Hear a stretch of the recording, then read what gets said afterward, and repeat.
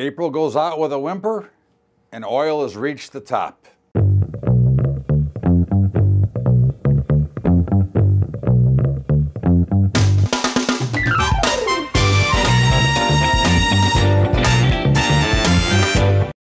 What's up, everybody? Welcome aboard. It's Bubba's Daily Update, and well, April did close on a positive for the month, but it went out with certainly a whimper.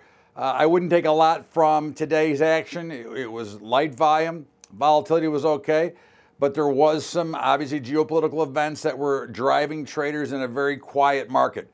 I think without the geopolitical news, the markets probably would have been a little bit higher because they were very dull, and dull markets very rarely go lower.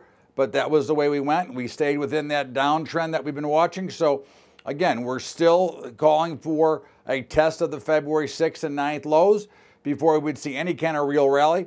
But there are rallies that show up, and they don't announce themselves. And of course, coming into the first of the month, you might see a rally tomorrow. You might see one on the Fed. You might see one on the jobs.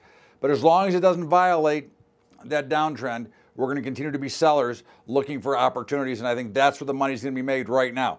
Of course, if you're an investor, money is made just by holding and letting your portfolio compound. In the meantime, we had Benjamin Netanyahu on today talking about what Iran was doing, and of course that created a lot of scuttlebutt in oil, and oil was down about 80 cents, went up over $1, only to close back towards the unchanged line. We think that is the final blow up, and the top of oil is now in, and that's the way I'm playing it, and I am short oil, so full disclosure. But when we look at the overall picture, the Russell got clobbered today, a little bit unusual based on what was going on.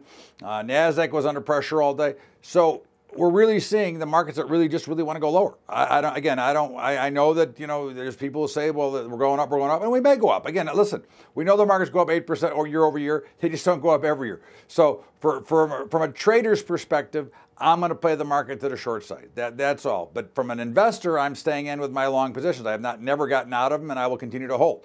But I will hedge them, of course, as well. Bonds were up a little bit. No surprise. We said that we would expect a bounce from oil, and of course we got that. Gold was down much heavier, came back a little bit, still closed down on the day. I think that bounce off of 1310, 1315 was pretty huge. But again, I think that gold might be in a little bit of trouble here. Longer term, we're bullish gold, but in the short term, I would not be surprised to see it print down in the 1200s, 1280, 1290. We'll see how it plays. Again, we're in that consolidation. We haven't violated the downside yet, so we could see it turn back up to 1330, 1340, maybe even 1360. But in the meantime, for now, I would be a seller of rallies instead of a buyer of gold until we see an opportunity and where we're looking for it's going to break out.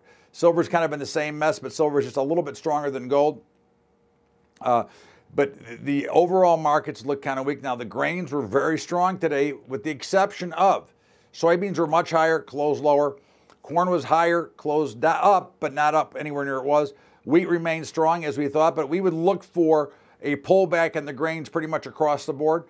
Again, we're very bullish and are looking for a potential big market to show up here. But in the short term, we would expect to see some profit taking and a shakeout of the weak hands. So that's what we would look for here. The meats, exactly as we wrote in our weekly write-up, we're going to be weak today, and they were. The cattle was down about $2.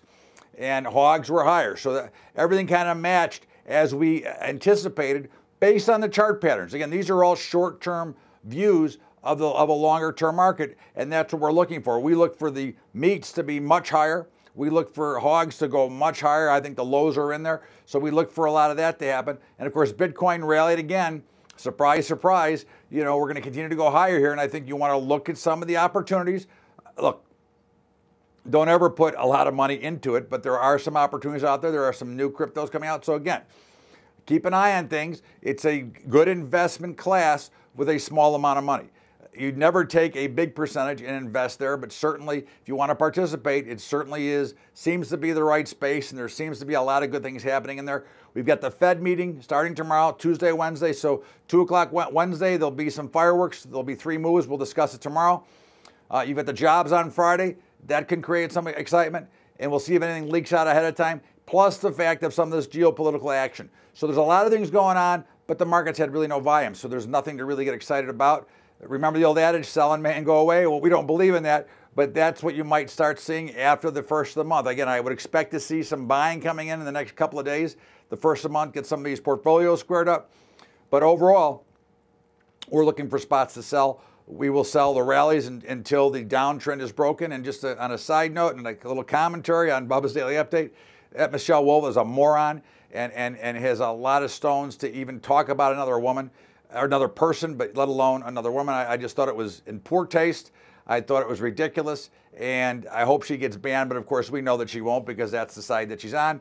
But in the meantime, I thought she was tasteless and moronic. In the meantime, this is Bubba's Daily Update. Don't forget about my high school investing program, highschoolinvesting.com. If you'd like to help us out, we could sure use the help to help promote and continue to teach youth how to be financially literate. All you have to do is go to Patreon, patreon.com/Bubba Trading. And of course, don't forget to catch the Bubba Show every day from 4 to 5 Eastern at libertytalk.fm. Have a great day, everybody. Thanks so much for being here. We'll see you back here tomorrow on Bubba's Daily Update. Thanks, everybody. We'll see you later.